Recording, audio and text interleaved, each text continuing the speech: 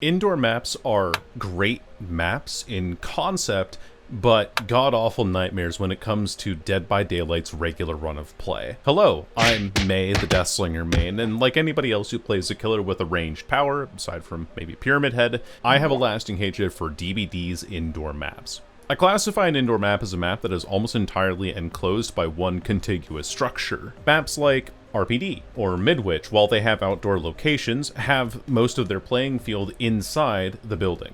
Compare that to Mount Ormond Resort or Freddy Fazbear's Pizza, where there is a defining main building, but the rest of the map is outdoors. By this definition, only 6 of the available 44 maps in Dead by Daylight are classified as indoors. Each of these maps has the inherent problem of breaking the fundamental rules of every other map in the game, and they largely encourage bad habits from both sides. Funny enough, out of all of these indoor maps, only one of them is a DBD original. The rest of them are modeled after locations from the franchises they were adapted from. Anyway, the first bad habit that indoor maps reinforce is that it removes the ability for both sides to gather information. That is, without relying on perks, of course. When I am playing Survivor on an outdoor map, it is extremely easy for me to get my bearings. A cursory glance around tells me what generators are nearby and where pallets or windows might be.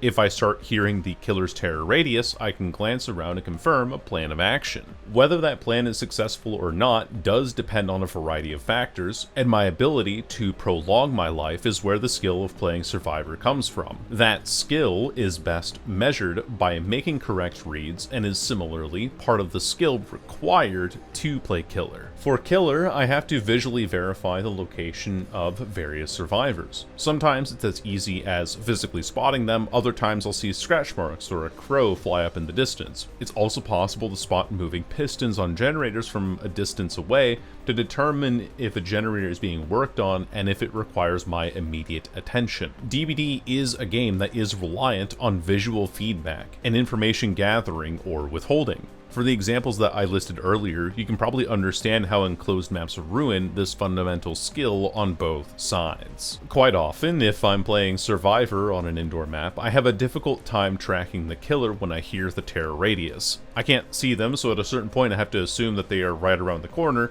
which forces me to pre-run locations more often, which ruins my efficiency, which also amounts to more frustration when I do accidentally run into the killer. Oh, if only I could have made a more calculated preemptive run in an easily informed manner and shown off my skills and abilities to properly chain pallets and windows together. I also hate finding generators on indoor maps, especially Hawkins. I know that one is guaranteed to spawn upstairs and one is guaranteed to spawn in the portal room, but the other 5?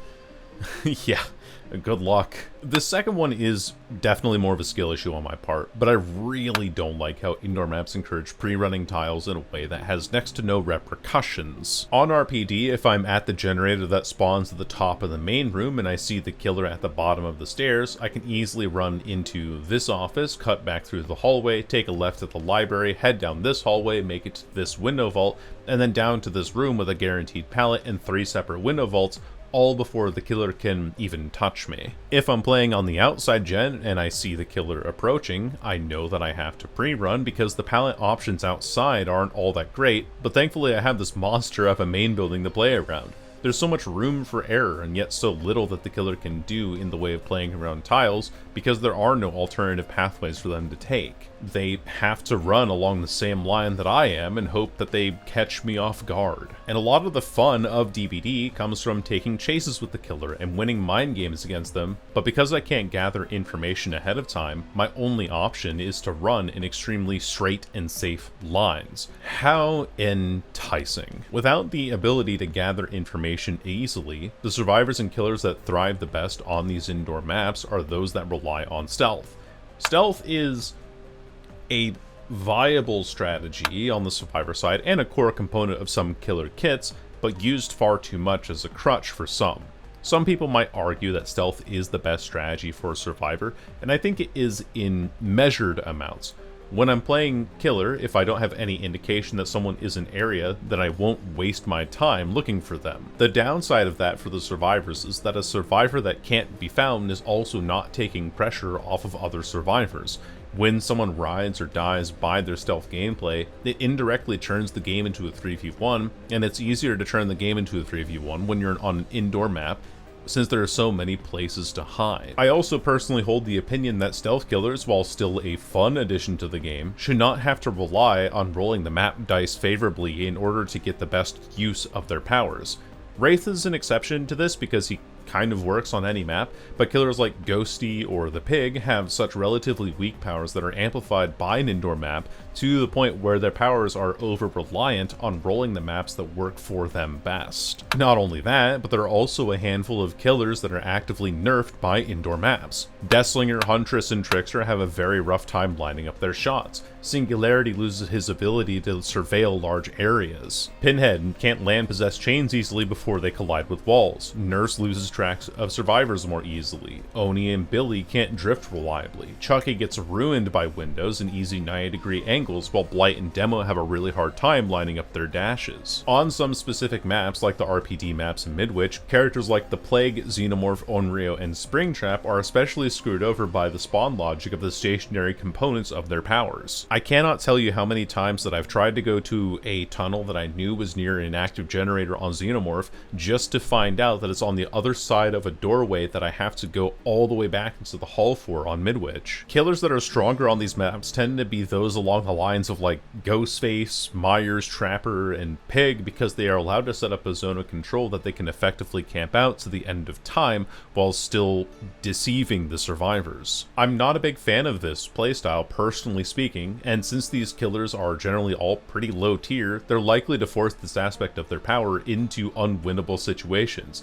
It's not good that a killer's power is so weak that they have to rely on rigid playsets and the luck of the draw. Issue number 4, indoor maps are statistically more killer-sided. These stats are more based on Nightlight, an unofficial stats gathering platform, but my anecdotal experiences state that most of my killer matches on indoor maps are fairly polarizing. I either 4K or I get 0 kills whatsoever and never see a generator before they're even finished.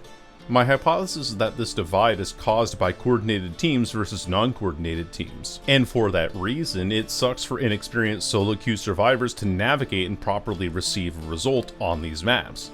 That, or you run into the classic problem of not being able to see where your team is, and whoops, you've suddenly brought the killer right to them, and now the killer has free pressure that you weren't aware they were able to create in the first place. Even if the maps are statistically more killer-sided, and I do enjoy playing killer more than survivor, the playstyle that I mentioned before is just not fun because of how limiting the map makes it. Pre-running and holding W is already prevalent enough without the map encouraging it. The fifth problem that these indoor maps present is that they weaken a map pool that also already has problematic outdoor maps. I am basically reaching for the point that a lot of the maps need some serious revisiting and revamping, but indoor maps make the bad outdoor maps stand out even more. Yes, I have a chance to roll any one of these, but I could also roll Forgotten Ruins, Lambkin Lane, Garden of Joy, or Badham Preschool. Maybe I'm reaching a point where I don't enjoy DBD because I die a little inside when I see literally 1/4 of the map pool. But outside of a few people who might have their personal exceptions to some maps for their aesthetic look or homage to classic horror franchises, most players that I know are rolling their eyes at the prospect of having to play another game of the Gideon Meat Plant. A fan of him so far, I gotta say. And we got the game. That's 3 indoor maps today in 11 games.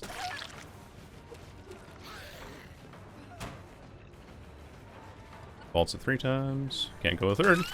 Down we go. GG's. Whew. Toxic slugging Blight, though. Tunneling and slugging? Yeah, I think you're going to forever jail, buddy. With all that in mind, how do I suggest that we go about fixing these indoor maps? In the case of the licensed maps, which is the majority of the indoor maps, I think that behavior could have chosen better locations to best suit Dead by Daylight. Resident Evil could have had part of the mansion in RE1 as a main building, or part of the Spanish village from Resident Evil 4. Silent Hill has the entire town of Silent Hill to work with.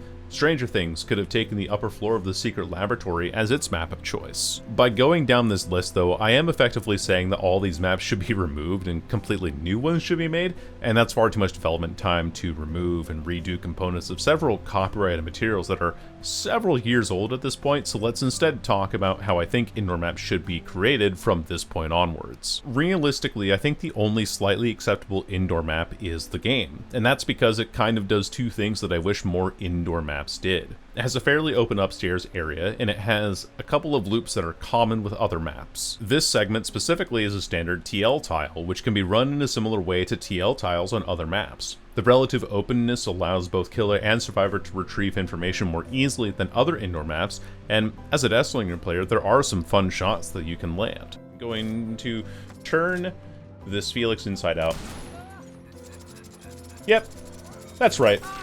His guts are now on the outside, and I can smell his bones. The game isn't perfect, though, and that's because the rest of the map's design feels kind of lazy. Everything is a filler palette or a gone palette in several instances, and for that reason, it's highly annoying to navigate or feel like I'm gaining aptitude in chase when all of the counterplay is reduced to dropping a pallet and running in a straight direction to the next guaranteed spawn. With this being a licensed map as well, I understand that some locations need to remain as they are for the sake of movie accuracy, such as the freezer room on the first floor. Other than that though, I do feel as though some of the rooms are relatively bare, and that the first floor especially could use some revisiting. What I would like to see out of the next indoor map, or potentially as a rework for something like the treatment theater, would be more of an open floor plan that also incorporates more regular map tiles into its layout. There's a reason why Macmillan and Azarov's maps have remained top competitive choices since forever, and that is because they are maps that test your fundamentals. If indoor maps were more like regular ones though, they would be less problematic. As they are now, indoor maps just don't have any place in Dead by Daylight. And that's all I have for this rant. I know it's not as agreeable of a topic as the PTB or highlighting Deathslinger's collision bugs, but I hope that this made sense. Thanks for watching, and goodbye.